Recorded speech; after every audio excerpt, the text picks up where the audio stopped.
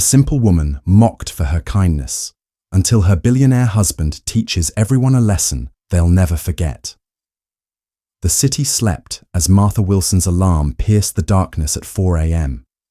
She moved quietly, careful not to wake David, her husband, of 23 years.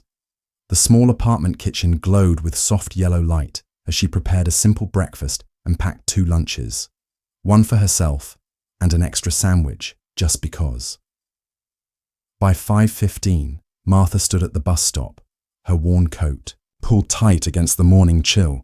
The first bus arrived, then a transfer, and finally, at 6:30, she walked through the employee entrance of Lakeside Corporate Tower, the gleaming glass monument to success where she had worked in the cafeteria for 15 years.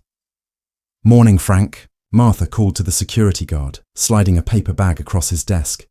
"Blueberry muffin today, my grandmother's recipe." Frank's weathered face brightened. "Mrs. Wilson, you're an angel. How's that garden of yours doing?" "The tomatoes are finally coming in. I'll bring you some next week." Martha tied her apron and began preparing for the morning rush. By 7:30, executives streamed in, their eyes fixed on phones or laptops as they grabbed coffee. "Good morning, Mr. Daniels. How was your daughter's recital?" Martha asked, handing a tall executive his usual black coffee. He looked up, momentarily startled. "It was fine. Thank you for remembering." He dropped his change in the tip jar and hurried away. At the far end of the cafeteria, Martha noticed Tyler, the young janitor, looking more tired than usual as he emptied trash bins. "Tyler, come here a minute," Martha called when the rush slowed. "I accidentally made an extra turkey sandwich. Would you take it? It'll just go to waste." Tyler hesitated. "Mrs. Wilson, you don't have to." "I know I don't have to. But those hospital visits for your sister must be exhausting. How's she doing?" "The treatments are helping, but the bills..." Tyler's voice trailed off. "One day at a time," Martha said, pressing the sandwich into his hands. "That's all any of us can do." The cafeteria doors swung open as Jessica Parker strode in, designer heels clicking against the floor. The junior executive's phone was pressed to her ear. "I don't care what it takes. I need those numbers before the meeting," she snapped, approaching the counter. Without acknowledging Martha, she pointed to a muffin and held up her corporate card. "Good morning, Miss Parker," Martha said warmly.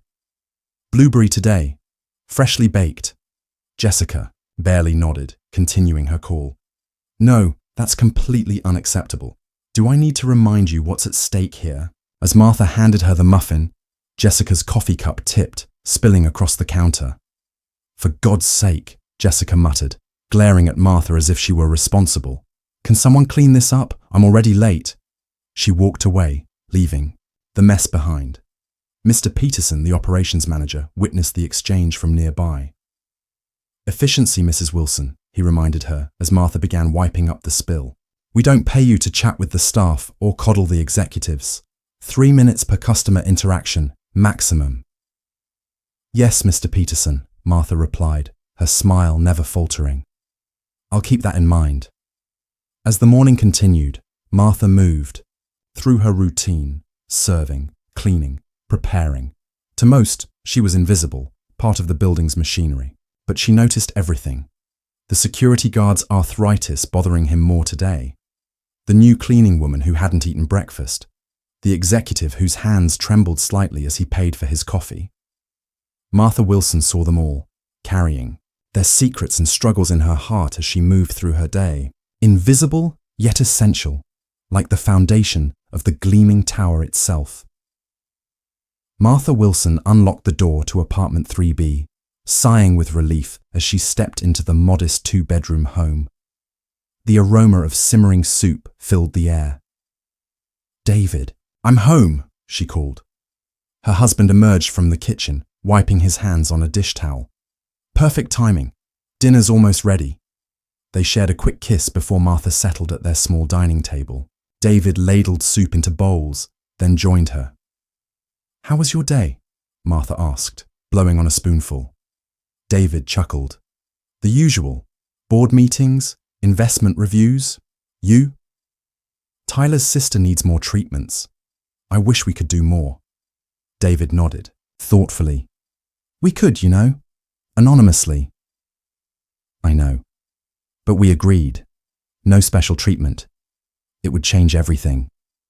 As they ate, Martha's gaze drifted to the wall of bookshelves. Among the volumes sat small mementos, a chipped mug from their first apartment, a photo of them outside a rundown office building. Remember that place? David asked, following her gaze. Martha smiled. Our first headquarters. Who would have thought Wilson Enterprises would grow from there to owning half of downtown, including the building where my wife insists on working? As a cafeteria server, David added with a wink. Hey, someone has to keep you grounded, Mr. Billionaire. They both laughed, the sound echoing in their simple home. You know, David said, growing serious. Sometimes I wonder if we're doing the right thing, living like this when we could. Martha reached for his hand. We are. Remember why we decided this? David nodded. To stay connected. To remember where we came from. Exactly. Your parents lost everything trying to keep up appearances, David finished. I know. They fell silent, memories washing over them, sleepless nights poring over contracts, the elation of their first big deal, the moment they realized they had more money than they could ever spend. The foundation helped 300 families last month, Martha said softly. David smiled. And the education initiative launches soon. 20 new scholarships. That matters more than any penthouse or fancy car. As they cleared the dishes, David paused. Are you ever tempted to tell them who you really are? Martha considered this. Sometimes, especially when Jessica or Mr. Peterson are being particularly difficult. But then I remember, this way, I see people as they truly are, the good and the bad. David pulled her close. You always did see the best in people. It's why I fell in love with you. Martha rested her head on his shoulder. And why I fell for the ambitious young man who wanted to change the world, not just make money. They stood there, surrounded by the trappings of a modest life that concealed an extraordinary truth. Their greatest wealth wasn't in bank accounts or stock portfolios, but in the lives they touched every day, seen and unseen. As night fell over the city, two of its wealthiest residents settled in with books, not in a penthouse suite, but in a simple apartment where love and purpose outweighed all the riches in the world. Martha arrived at Lakeside Corporate Tower, her eyes scanning the bustling cafeteria. She noticed a new face. A thin woman in a cleaner's uniform, hands trembling as she wiped tables. Good morning, Martha said warmly. I'm Martha. Are you new here? The woman nodded timidly. Sarah. Started yesterday. Martha's keen eyes noticed Sarah's hollow cheeks and the dark circles under her eyes. Have you had breakfast, Sarah? Sarah shook her head. I'm fine, really. Nonsense, Martha insisted, pulling out her packed lunch. Here, I always bring extra. Please, take it. Hesitantly, Sarah accepted. As she ate, her story spilled out. A recent widow with 3 young children, facing eviction from their apartment. Martha listened, her heart heavy. Without a second thought, she reached into her purse and pulled out an envelope. This was for a new coat, but you need it more. Please, take it.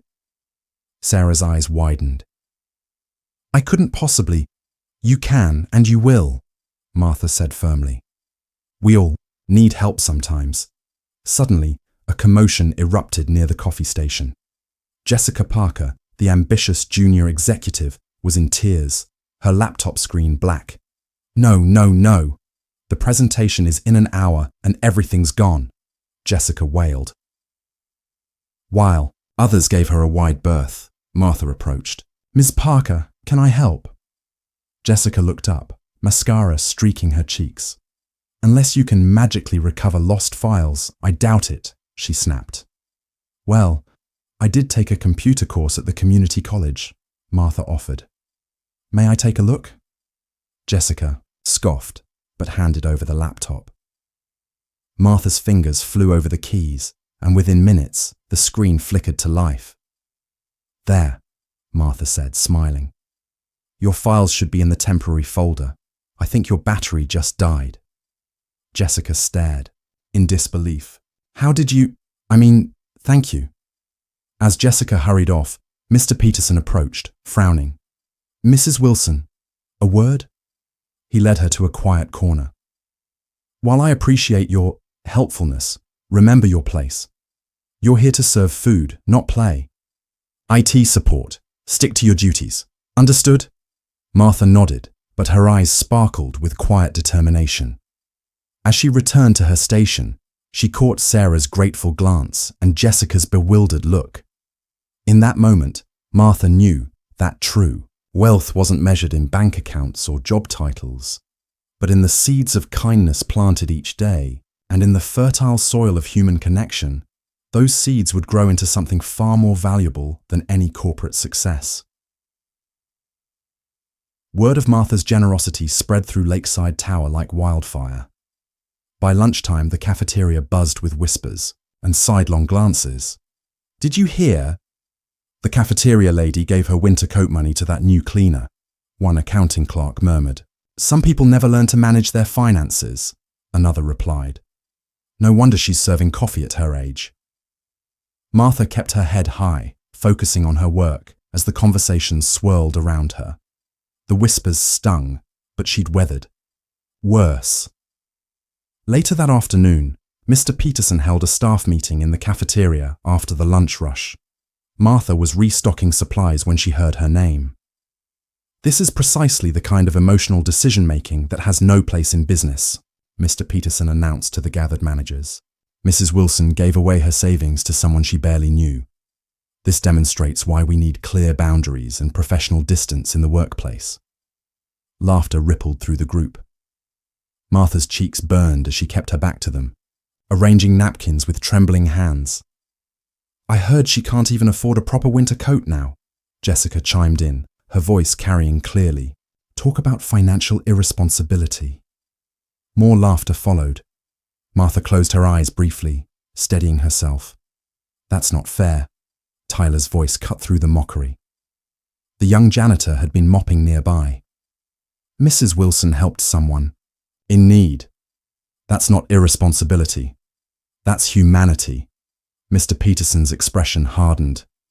"You're here to clean floors, not offer opinions. Perhaps you'd like to reconsider your employment status." "I'm just saying," Tyler began. "That's enough," Mr. Peterson snapped. "Back to work, everyone." As the group dispersed, Martha caught Tyler's eye and gave him a small nod of gratitude.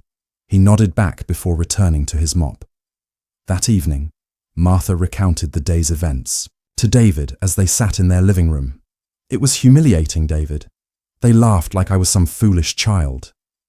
David took her hand. "We could help Sarah properly, you know. One call to the foundation." "No," Martha said firmly. "We agreed. Our help stays anonymous. If people knew who we really were, everything would change. I wouldn't be Martha Wilson anymore. I'd be David Wilson's billionaire wife.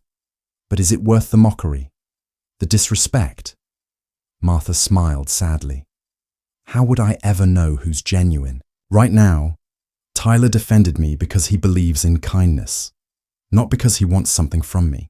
That's worth more than comfort or respect based on our bank account."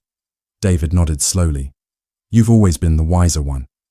"Not wiser," Martha replied. "Just clear about what matters. Money can solve problems, but it can't buy authenticity. And that's something I'm not willing to give up. Not for all the respect in the world." The mood at Lakeside Corporate Tower grew tense as news of an economic downturn spread. Whispers of layoffs echoed through the halls, and anxiety filled the air. Mr. Peterson called an emergency meeting, his face grim.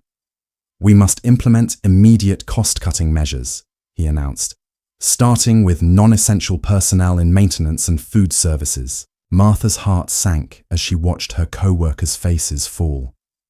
That evening, she gathered the cafeteria staff. "We can't control the economy," she said, "but we can control our efficiency. Let's show them we're essential." Over the next week, Martha, led a charge to reduce waste and streamline operations. They repurposed leftovers, optimized schedules, and even started an office composting program. The cafeteria hummed with renewed purpose. Meanwhile, Jessica paced the lobby, her phone pressed to her ear. "No, Mr. Tanaka, please reconsider. We value your partnership immensely." As Jessica ended the call, Martha approached with a fresh cup of coffee. "Rough day, Ms. Parker," Jessica sighed, her usual bravado crumbling. "You have no idea. Our biggest international client is threatening to walk." "May I ask why?" Martha inquired gently. Jessica hesitated, then blurted out, "A cultural misunderstanding. I thought I was being respectful, but somehow I've offended them. If I lose this deal, my career is over." Martha nodded thoughtfully. "You know, my grandmother traveled the world as a diplomat's wife. She always said that in Japan, the smallest gestures carry the most weight." "What do you mean?" Jessica asked, curiosity overcoming her skepticism. "Well, for instance, did you present your business card with both hands and receive theirs with the same respect?" Jessica's eyes widened. I didn't even think about that." Martha smiled. "It's not just about the deal. It's about the relationship. Show them you value their culture, and they'll value your partnership." Jessica listened intently as Martha shared more insights. The next day, she approached Mr. Tanaka with a deep bow, presenting a small gift, a gesture Martha had suggested. By week's end, Jessica burst into the cafeteria, beaming. "We saved the deal. Martha, I can't thank you enough." Martha smiled warmly. "I'm just glad I could help." As Jessica left, Martha overheard her telling a colleague, "Never underestimate anyone in this building. You never know where you'll find wisdom." Martha turned back to her work, a quiet satisfaction in her heart. In times of crisis, true character emerges, and sometimes the most valuable assets aren't found on any balance sheet, but in the simple wisdom of those we too often overlook. The cafeteria fell silent as Mr. Peterson posted the layoff list. Martha's heart sank when she saw both Tyler and Sarah's names. She immediately sought out Mr. Peterson in his office. "Mr. Peterson, please reconsider," Martha implored. "Tyler and Sarah are hard-working, dedicated employees." Mr. Peterson barely looked up from his computer. "Mrs. Wilson, this is a business decision, not a charity operation. May I remind you of your place here? You serve food. You don't make personnel decisions." Martha stood her ground. "But sir, they both have families depending on them." "So do many people," he replied coldly. "That's not the company's concern. Now, if you'll excuse me, I have actual business matters to attend to." That evening, Martha paced their apartment, recounting the conversation to David. "I can't just stand by and watch this happen," she said, her voice breaking. "Maybe it's time. We told them who we really are. You could stop these layoffs with one phone call." David set his book aside. "We could save their jobs today, yes. But what about tomorrow, and the next company, and the one after that?" "So we do nothing?" Martha asked. "I didn't say that," David replied thoughtfully. "Remember what we always say. Real change comes from changing minds, not just circumstances." Martha nodded slowly. "You're right. We need a different approach." The next morning, Martha spotted Jessica celebrating her successful deal with colleagues. She waited until Jessica was alone before approaching. "Ms. Parker, congratulations on saving the Tanaka contract." Jessica smiled, genuinely this time. "Thank you, Martha. I couldn't have done it without your advice." "I'm glad I could help," Martha said. "Actually, I was hoping I might ask for your help with something." Jessica looked surprised. "My help? What could I possibly help you with?" "It's about Tyler, the young janitor who's being laid off. He's smart, hard-working, and eager to learn. Your department must need support staff." Jessica frowned. "I don't know, Martha. Hiring decisions are complicated. All I'm asking is that you interview him." Martha pressed gently. You believed in me when you needed help. Maybe you could extend the same courtesy to Tyler. Jessica hesitated, then nodded. I suppose I do owe you one. I'll interview him, but no promises. That's all I ask. Thank you. Across town, David accidentally bumped into Mr. Peterson at a local coffee shop. Peterson, right? David Wilson, financial consultant. Mind if I join you? Over coffee, David steered the conversation toward business strategy. You know, I've been studying companies that thrive during downturns. Interesting pattern. Those that maintain their workforce often recover faster. Cost cutting is essential in this climate, Peterson argued. Short term, perhaps, David countered. But the data shows that companies preserving their human capital build community goodwill that translates to customer loyalty and long-term growth. Just something to consider. As they parted ways, Peterson looked thoughtful.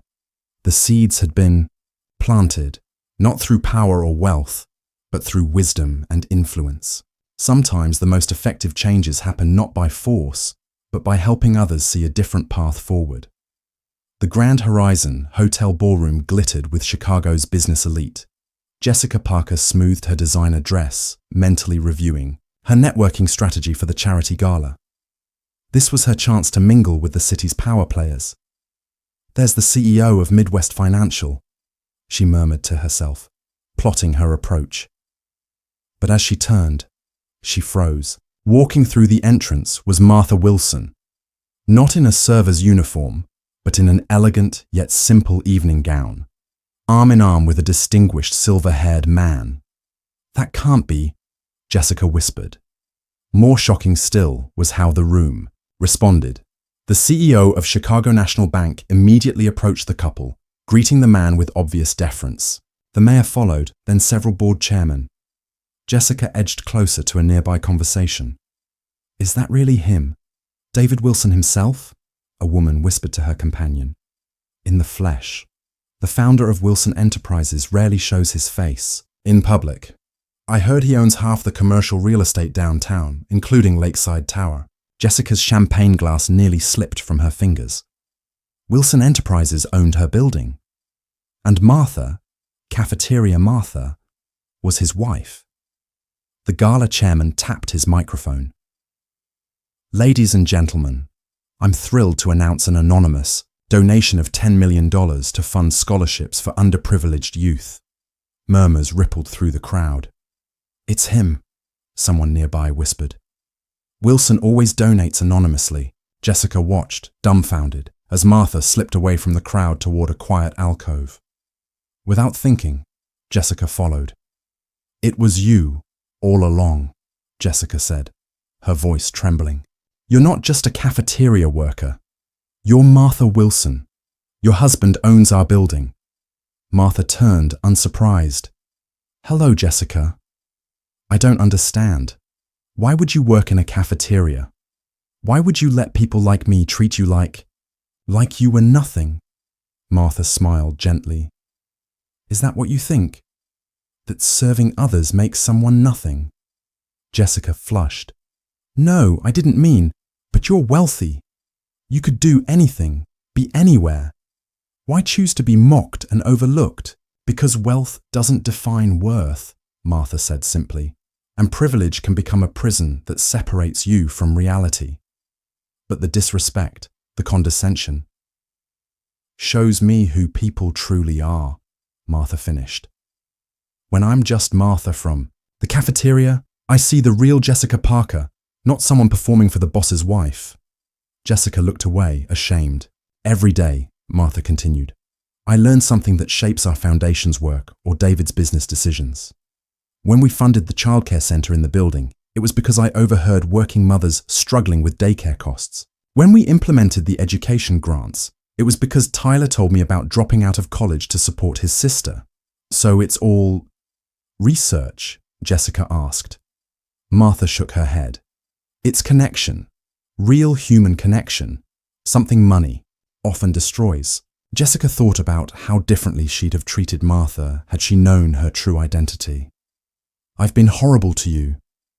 You've been honest, Martha corrected.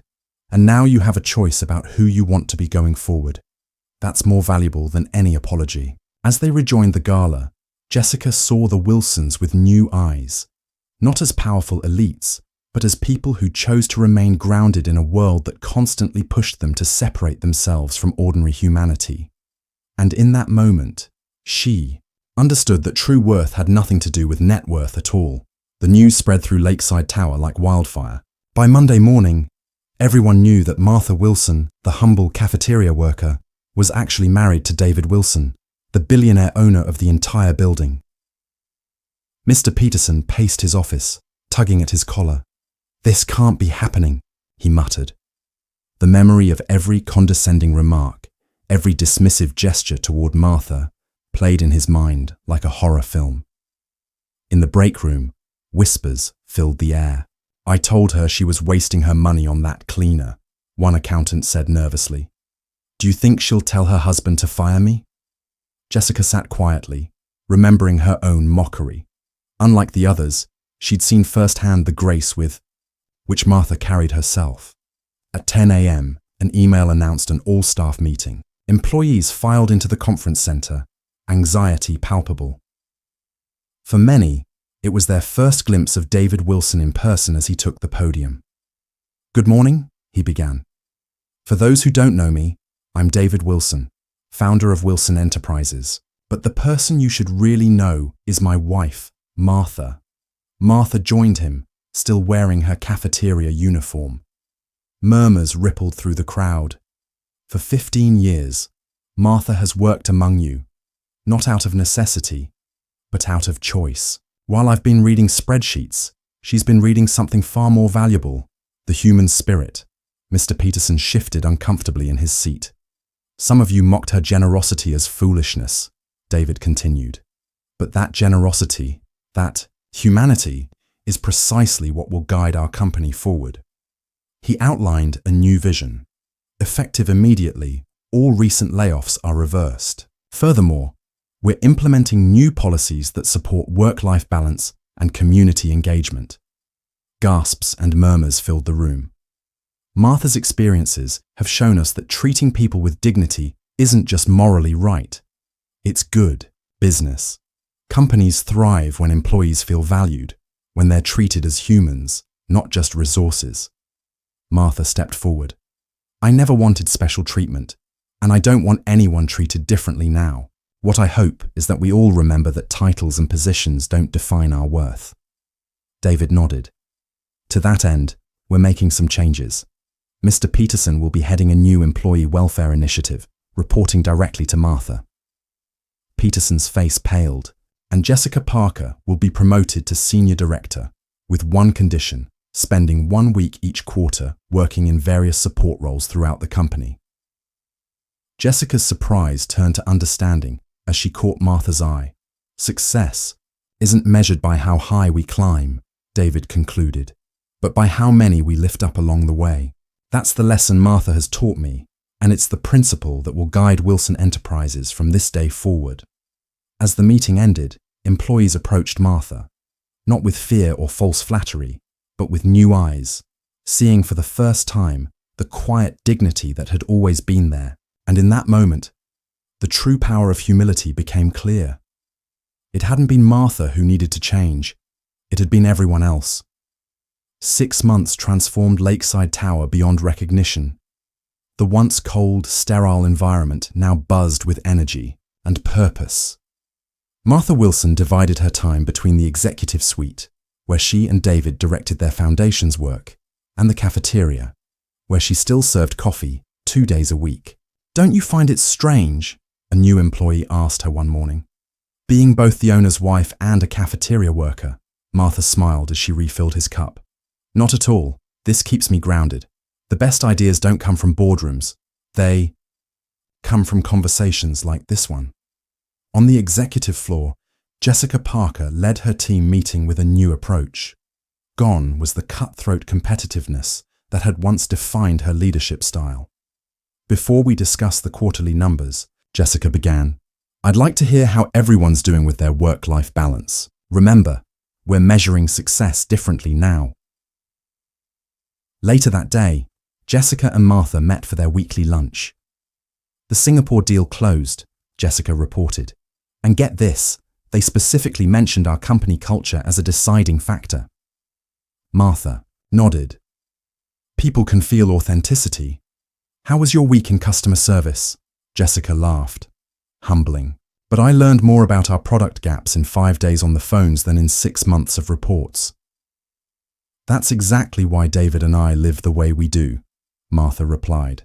Perspective is priceless. Speaking of perspective, Jessica said, I've been thinking about your literacy initiative. What if we expanded it to include digital skills training? Across the building, Mr. Peterson led a meeting of the Employee Welfare Committee. Initially resentful of his reassignment, he'd discovered unexpected fulfillment in his new role. The childcare centre is at capacity, he reported, and our emergency assistance fund helped 15 families last month. Tyler, now working in operations while attending night classes, raised his hand. What about expanding the education subsidy to include family members? Excellent suggestion, Peterson replied, making a note. I'll discuss it with Martha tomorrow. After work, Martha visited the company-sponsored housing complex where Sarah and her children now lived. Sarah's oldest daughter ran to greet her. Mrs. Wilson, I got an A on my science project. That's wonderful, Emma. Your mum must be so proud. Sarah joined them, looking healthier and more confident. The school called. They want to put her in the advanced program. As Martha walked home that evening, she reflected on the ripple effects of small actions. The company's profits had actually increased alongside employee satisfaction. People who had once been invisible were now valued contributors. Those who had judged by appearance had learned to see with new eyes. The transformation wasn't just in the company's policies, but in its people. And that, Martha knew, was the most valuable change of all, the kind that spreads beyond office walls into homes, communities, and hearts. 1 year after Martha's identity was revealed, Wilson Enterprises had become a case study in business schools, across the country. Profit with purpose wasn't just the company's new slogan. It was a movement spreading through the corporate world. At the Wilson Community Centre, Martha stood before 15 women, each with a notebook and determined expression. Financial independence isn't just about money, Martha explained. It's about choices and dignity. After class, a woman named Elena approached her. Mrs. Wilson, I need to thank you. When I heard your story, how you worked in that cafeteria, despite your wealth, it changed something in me. I realized I'd been defining myself by what I lacked instead of what I could give. Martha squeezed her hand. We're all wealthy in different ways, Elena. That evening, Martha and David walked home through their neighborhood. They still lived in the same modest apartment, though they'd finally replaced the aging refrigerator. The Peterson report came in today, David said. Employee retention is up 80%, and 3 competitors have adopted our welfare model. Martha smiled. It's amazing how ideas spread, isn't it? Like ripples in a pond. Your ripples, David corrected.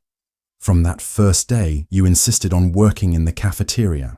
As they turned the corner, they passed Tyler, now a full-time student while working as a team leader. He waved from across the street. Never could have predicted that path, Martha mused.